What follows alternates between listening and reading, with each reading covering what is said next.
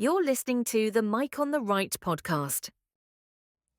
Hello, folks, and welcome to another edition of the Mike on the Right podcast. This is episode 23, October 6th, 2025. And yes, we are broadcasting from the heart of the heartland in central Indiana, the crossroads of America, the great Hoosier state. Please subscribe, give 5-star ratings wherever you listen, share episodes. Your support means the world to me, and you can find all of our episodes, an archive and the current one, on mikeontheright.com, which will also link you to Spotify, Apple Podcasts, Amazon Music, iHeartRadio, Audible, Podbean, anywhere you get your podcasts, there we are. Let's get to our 3 topics for today. We're going to start with the big bad government shutdown. What does that mean? Is there someone to blame? How it affects you, and will it ever end? Next, after that, we'll have the Middle East's move to regain ground in the oil market. What's good about it? What's bad about it? What to watch for? What it means for your pocketbook? And then we're going to talk about a bill that has been introduced in Congress that will ban members of Congress from trading stocks where they get insider information on those companies. Do they mean it this time? We're going to talk about the history and why it is time now to act. Let's go with the first portion of the show, the government shutdown. Every few years, Washington plays the same tired game, panic over a government shutdown. The headlines scream, the politicians posture, and the American people are told that the sky is falling. But what's really happening? What does a shutdown actually mean? And why does it seem to happen more and more often when conservatives start demanding fiscal sanity? Today, we're going to cut through the noise. We've got a lot to talk about on this, so let's get started. What does a government shutdown mean?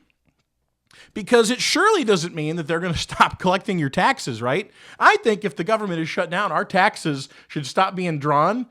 This is just essentially nobody gets paid. All the essential folks work, nobody gets paid, and then everyone gets back pay when the government opens back up. But a shutdown occurs when Congress fails to pass funding legislation, either in an annual budget or what's called a continuing resolution for federal agencies before the end of the fiscal year, which is September 30, or whenever that funding runs out, which obviously has just happened here not long ago. And when that happens, non-essential government operations, insert joke here, those pause. National parks close, some employees are furloughed, and certain services slow or shut down. But let's be clear, what that doesn't mean is there are essential parts of the government that do not shut down. The military, Social Security, Medicare, Medicaid, law enforcement, Border Patrol, air traffic control, all continue. But the shutdown is a narrative that's largely political theater that is designed to scare voters into surrendering leverage in negotiations. Let's talk about a brief history of shutdowns. The modern shutdown process began in the late 1970s after changes to the Congressional Budget Act. Before that, if Congress didn't pass funding, the government just kept operating, and funding was assumed. And the concept of the actual halt in services emerged during the Carter administration when the Attorney General at the time ruled that agencies couldn't spend money without explicit congressional authorization. Makes sense. Since then, we've had around 20 funding gaps, some of them lasting hours, some of them lasting weeks. And it seems now that kind of in this modern era, we've just seen like a bunch of them real close together, right? We had the famous Clinton Gingrich shutdown in the 1995-1996 time, 21 days long. There was the Obama-era shutdown over Obamacare, 16 days in 2013. In 2018 and 2019, the Trump shutdown, 35 days over border security funding. And in each case, the left and the media screamed catastrophe, but America kept right on functioning. And honestly, I'm sure there are some folks in America that the shutdown has affected, not just federal workers, but folks that may depend on some sort of service. I get that. I've never experienced a government shutdown ever stopping me from anything. And I would contend most Americans wouldn't even notice if the media never told you. So let's talk about the difference between a budget and a continuing resolution. A budget is a comprehensive line-by-line plan for federal spending, ideally debated, amended, passed through a full appropriations process. And a continuing resolution is simply just a stopgap. It temporarily funds the government at current levels or whatever levels is passed in the continuing resolution until a real budget can be passed. The problem, Washington hasn't passed a real budget in years. And the last federal budget has been decades ago, like a physical actual, and it's because of the gridlock in Congress and the petty back and forth fight. Now, look, as a conservative, I stand for certain principles, funding, and otherwise. But there's a lot of things that just simply don't matter to either party, and for whatever reason, we're always impassed. And we can't pass a budget. So, since then, Congress has relied on short-term continuing resolutions, omnibus bills, backroom deals, instead of the budget process. And that's why our country is nearly in $35 trillion in debt, because we no longer budget. We just extend and pretend and go through this song and dance, smoke and mirrors. So what is happening right now? The latest set of votes was the Republicans, and I'm saying this objectively. You don't have to like it. This is the objective truth. The Republicans in Congress, who currently control Congress and the White House, proposed, I think it was a 7-week clean CR, continuing resolution. What does clean mean? It essentially means no new spending, no reduction, just status quo until we can further negotiate a longer-term appropriation, hopefully a budget, but a longer-term appropriation that isn't condensed by these short amounts of time. The Democrats, on the other hand, wanted to use the CR as a vehicle to sneak in additional spending, reversing modest spending cuts from the big, beautiful bill and DOGE and all those different things that we've talked about over time. And it's essentially just saying, again, this continuing resolution isn't for just adding spending, right? A clean CR keeps the status quo. It's neutral ground until real negotiations can occur. And Democrats are demanding what I'm calling, what others are calling, a dirty CR, which is loaded with extras and add-ons and rollbacks of the victories that we've had. Now, as a political party, I get it. Democrats are strongly in the wilderness in America. They've had some small victories here and there, and you hear like a special election where they won, where a Republican was in a seat before, and those kind of things. But those things don't matter in terms of offside elections, all things. Those are all red herrings that are meant to just fundraise. But Democrats are currently in the wilderness. And honestly, Chuck Schumer, who's the minority leader in the Senate, has kind of got his stones held by the progressive left of his party that are demanding this shutdown, and they want to get all this healthcare stuff and Obamacare stuff and all these different things, and they want extras and add-ons, and that's not what the Republicans are saying. Now, that doesn't mean that those things can't be debated and should be debated. I would be against them, but they should be debated in a full budget package, not a continuing resolution. A continuing resolution is not supposed to be an opportunity for new spending. It's a bridge to get us into a real budget debate because we have waited too long or circumstance, whatever the reason is. And in this day and age, it's just, partisan hackery most of the time. But that's not, this is not a wish list for the opposing party, even on the other side. A CR is supposed to hold things steady until greater negotiations can occur. Republicans are doing the responsible thing here by holding the line on a clean CR, and they should not fold. Keep the government shut down until the Democrats acquiesce, and make sure everybody knows, continue to hold the line and tell the American people we're not asking for more or less. We need a long-term budget solution. But of course, in politics, if you're explaining, you're losing, so it's hard. But the Republicans cannot cave. This is not a negotiation. This is not finding middle ground. Middle ground is the status quo, folks. Republicans have different spending priorities than Democrats. The status quo is the middle ground. This isn't a negotiation that we're having here. This is extortion to get more money because they lost an election. The Democrats lost an election. And I'm not here to kick the crap out of the Democrats, because I'm sure Republicans have messed with the CR process too. I mean, I didn't research it for this show because I'm looking specifically today at this one, but I'm certain, that everyone holds, hostage any political situation. Don't let any political situation go unused. But I'm saying here, this is the purest of intents. It's just leave it alone until we get a greater time and a large amount of time to actually negotiate a budget.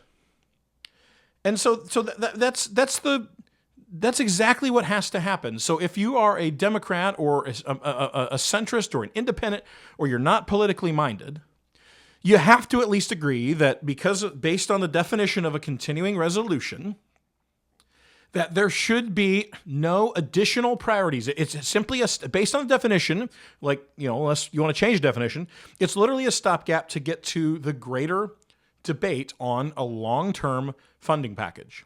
There should be no new spending in this bill, and Republicans need to hold the line. So in the end, we have to hold the line. We have to protect the wins from a partisan standpoint. But ultimately, as Americans, we need to demand real budgeting. And that's how we start saving the country. That's how we start reducing spending. We have to have these debates in front of the American people and not in these little stopgaps where we think we're going to wait.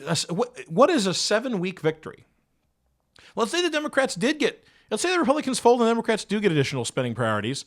It's for 7 weeks. It's still going to run out. And we're going to have to do this again if we don't get a budget. I got to stop on that one. I'll keep going.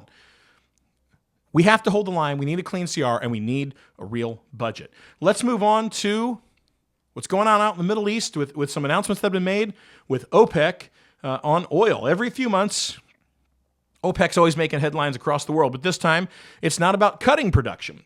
Instead, the world's oil cartel and its allies are planning to boost production. It's just announced in the Wall Street Journal here not long ago. What is their goal? Is to claw back some of the market share that they've lost to competitors, especially in the American shale boom, and also emerging players in the oil markets like Brazil and Guyana in Africa that you wouldn't even think is who's producing oil in South America and Africa. The whole market is changing.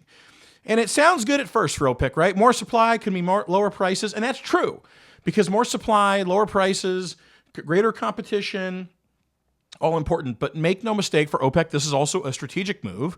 And the question is, will the United States keep its competitive edge, or is it going to sit back and watch others reclaim their growing energy dominance? So let's look at a quick history of what OPEC, you've probably heard, big, bad, evil OPEC.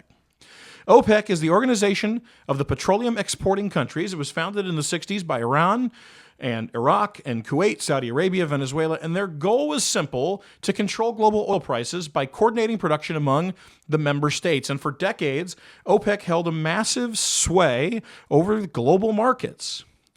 And when they cut production, prices soared. When they opened the taps, prices fell. They controlled the entire world's economy based on how much or how little oil they were producing. And that was always kind of the thing, right? In the United States, and if you're listening to this and you grew up in the 70s and 80s and you remember the oil embargo and you remember all the discussions, is that America has to become energy independent. We're talking about that today, 50, 60 years later. We're finally getting some progress in that after an entire generation of folks that have moved on from the world. We're finally now breaking into that, and we have to be cognizant of that. Remember, in the 1970s, OPEC's power was absolute. I just talked about that. The 1973 oil embargo triggered fuel shortages, long gas lines, double-digit inflation in the United States.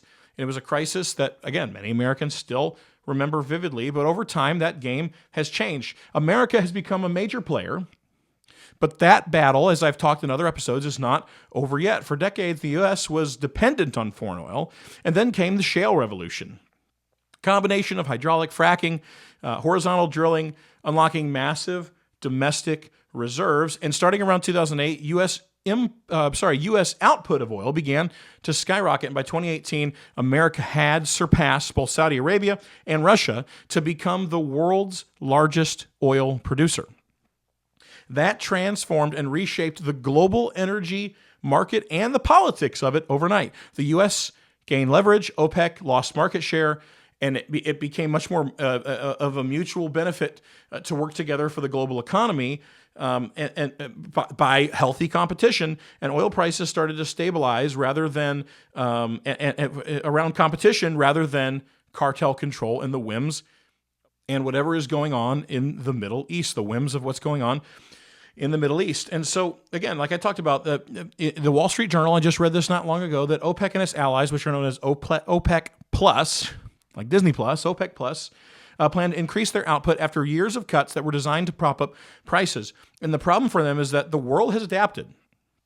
The U.S. shale producers have rebounded since COVID and the whole slump in oil necessity. Brazil has ramped up their deep water drilling. Guyana, with ExxonMobil's investment, has become a surprise newcomer to the global oil scene. And now OPEC has been attempting to restrict supply. And in doing that, they've only encouraged their competitors to fill the gap. If you're going to be a monopoly, you better actually be it. And this fact, they messed around and found out because this is a family-friendly show. So now they're playing catch-up, trying to protect their relevance in a market they no longer fully control. So what is the short-term impact? It's good for prices. More oil production is good for consumers. Sometimes even announcing those things lowers the prices. Anytime that George W. Bush said we were going to drill, baby, drill, those prices slumped so hard. Increased supply usually means lower prices at the pump. It also puts pressure on energy inflation, easing costs for everything from transportation to groceries. This could be welcome relief after years of volatility, especially when global economies are slowing and consumers are stretched thin. The market has been so weird in the post-COVID shutdown era. It's not like anything before. And so I think the competition portion can be good, but complacency can be dangerous for the United States. Competition is healthy. It's what drives innovation, efficiency, lower costs, more availability. But OPEC's decision to boost production should motivate America, not scare it, not to rest on our laurels, not to, let them, kind of surpass us. But here's the catch. The U.S. cannot take its energy leadership for granted. Energy dominance isn't permanent, and we're still building towards it. We're not there. I've talked about the need for greater investment in American energy independence and the exports that America needs to continue. But this is earned through smart regulation and continued investment in domestic drilling and infrastructure that moves oil safely and efficiently, and all the other things that I've talked about for the energy independence, not just for your cars, but for our homes and for our businesses and for our industry and for our military.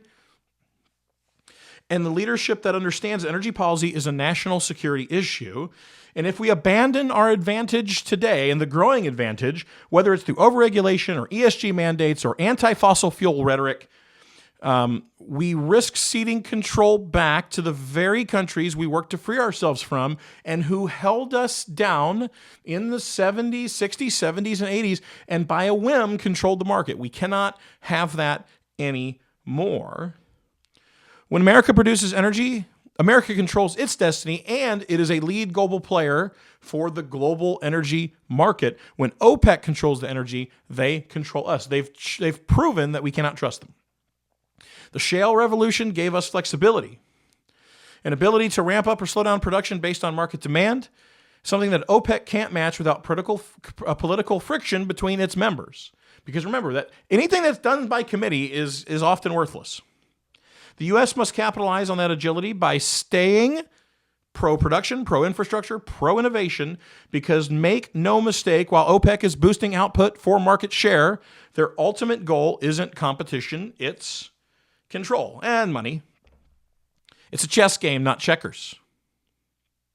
It's a strategy they used before, and it works when America hesitates. If Washington continues to attack its own energy sector with red tape, with liberal hoopla, OPEC will gladly fill the gap. So this move is both a challenge and an opportunity. We have to balance that. It's competition is good. It helps with prices, but we can't sleep on it. It's short-term prices, again, very important. We can't rely on foreign cartels or assume dominance is permanent. America must remain on offense, drilling, reinvesting, investing, refining, building infrastructure. We built this energy revolution once. We can lead it again, but only if we stay in the game. Last item I have for you today. Let's talk about some stock trades that Congress people make that you've probably heard about over time. When Americans tune in to watch Congress legislate, they expect debating bills, drafting laws, representing constituents, not insider access to Wall Street profits. But oftentimes on banking committees and the different investment rules and laws that Congress is in on and passes, sometimes that translates into insider information that members of Congress have erroneously used to enrich themselves. Many members of Congress are actively trading stocks, sometimes making millions, leveraging the information they get as lawmakers. It's not just unfair, it's corrosive to trust, and honestly should be illegal. Martha Stewart, the food and towel queen of Kmart and wherever else, went to jail for insider trading. Of course, she's rebuilding herself. Why are members of Congress like Nancy Pelosi and what's the guy out in Tom Tillis and all these folks, why are they not being held to a greater standard, or at least the same standard? It doesn't even have to be a greater standard. It should be at least the same standard. It's ridiculous. And today we'll dig into this problem, how it's developed, how both parties have participated, and why the law currently what it allows and why. And if you ask me, Congress either needs to be banned from it or it needs to be done blindly. For decades, members of Congress were largely free to own and trade individual stocks without much scrutiny. Early ethics laws focused on disclosures and conflicts of interest, but didn't prevent ownership or trading. And over time, the media exposure and public outrage has increased. Pressure mounted to restrain abuse. And in 2012, Congress passed the Stock Act, or Stop Trading on Congressional Knowledge, great name, which mandated disclosures for trades within 45 days and affirmed that insider trading laws apply to federal lawmakers. But the Stock Act does not ban members from buying or selling individual stocks, even when their legislative work directly affects those companies. The loophole has been exploited, and both parties are guilty. Let's look at this bipartisan participation. The narrative is that they only do it on one side. That's false. Members of both parties have profited. Republicans and Democrats alike have traded in sectors tied to their committee influence or legislation, or whatever secret information they might be getting, or proprietary information in closed doors, and then, of course, in whatever documents and all those things they have. For example, multiple lawmakers beat the market by trading household name tech stocks, Microsoft, Apple, NVIDIA, Alphabet, sometimes immediately after shifts in policy or inside information. We've seen it from David Perdue, and we've seen it from Nancy Pelosi, and we've seen it from Tom Tillis, and there's just a list of people, Republican and Democrat. And on the Democratic side, famous cases include stock trading tied to healthcare, pharmaceuticals, or energy. Republicans on the banking committee, just name it, take your pick. The problem is systemic, not partisan. And here's what the research shows. Academic studies show that members of Congress tend to make more purchases when Congress is in session or geopolitical risk is high, signaling that they may act on privileged insights. Now, don't get me wrong. Many of them don't. It's systemic, but many of them don't. So it's not like half of Congress is doing this. But there are a select few that continue to do this. You find it every so often, and it just seems like it's happening more and more. And the appearance of conflict, this conflict of interest, undermines the public trust. Even technically, if it's legal under current rules, it shouldn't be legal. A large number of members have consistently outperformed the market over time, not because they're genius investors, but because they have access to non-public data and legislative timing. And so why is that so hard to police? The Stock Act that we talked about from 2012 files disclosures of trades exceeding $1,000 within 45 days.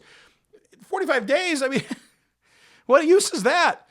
But if the penalty for missing a late disclosure is minuscule, $200, which they've certainly made more money by then, and that fine is laughable when it's compared to the millions that are at stake. And a lot of people, some lawmakers claim that their trades are done by advisors or they're blind or what have you, but it's seemingly so that the timing is always convenient, that before public information gets out there, they use the non-public information and suddenly they traded right before something occurred.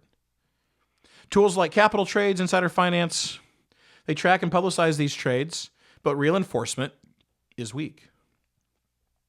Recent bipartisan legislators have introduced a new bill, Restore Trust in Congress Act. which would ban members from trading individual stocks and require holdings to be placed in blind trust, actual blind trusts.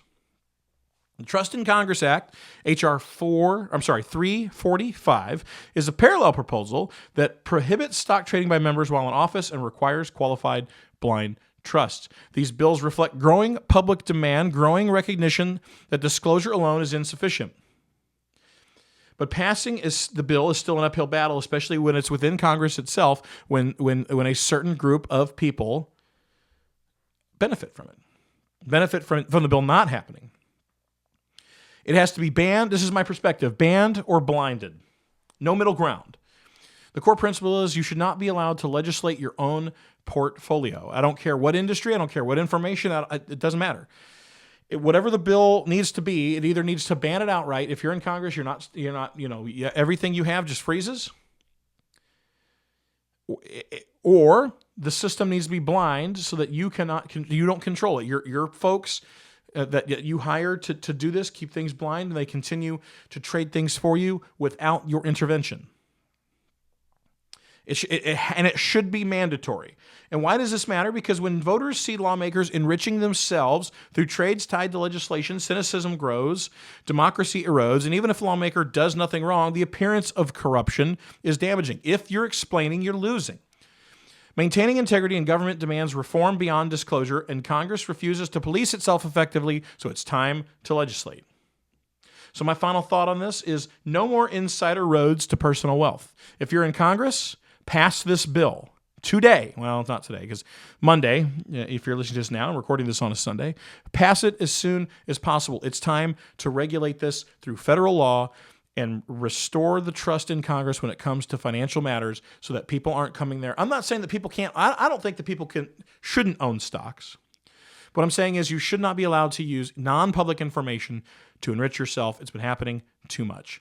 Folks, thank you for listening. Again, I need your subscriptions, 5-star ratings, your shares on this show, MikeOnTheRight.com. You can get archived episodes. You can get this episode. You can get future episodes as they come out. Spotify, Apple Podcasts, Audible, all the different places, Amazon Music. You can get this show anywhere. Thank you so much for listening. Have a great